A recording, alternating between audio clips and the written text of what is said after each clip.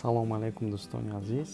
Имрӯз мавзӯи муҳиме дорем, ки ман ӯро шоҳидӣ номгузорӣ кардам. Тибқи моддаи 12 қисми 5 Кодекси мурофиавии ҷиноятии Ҷумҳурии Тоҷикистон қонунгузор ба мо иҷозат додааст, ки бар муқобили худ ва хешовандони наздик шоҳидӣ накунем.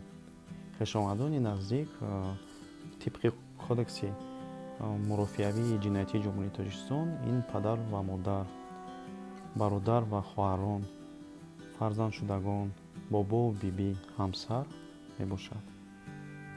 Тибқи моддаи 51 Конститутсияи Федератсияи Россия гуфтааст, ки никто не обязан против себя самого, близких, родственников и супруга давать показания. Яъне ин модда, ман фикр мекунам, ки ин қонун яке аз принсипҳои инсондӯстӣ, яъне принсип гуманизма мебошад.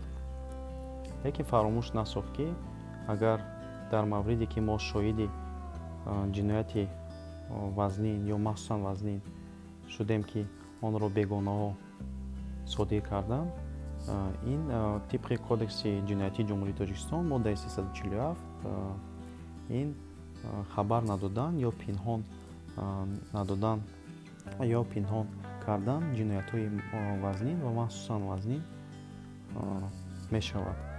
Мо метавонем ба ҷавобгарӣ аз 500 то 1000 нишондиҳанда кашида шавем.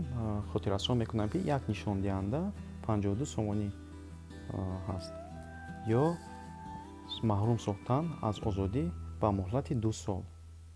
Барои ҳамин инро фаромӯш накунед, инро ба назар гиред. Подписаться кунед ба телеграм-канали мо Адлия Юстиция. Қонунҳоро донанд.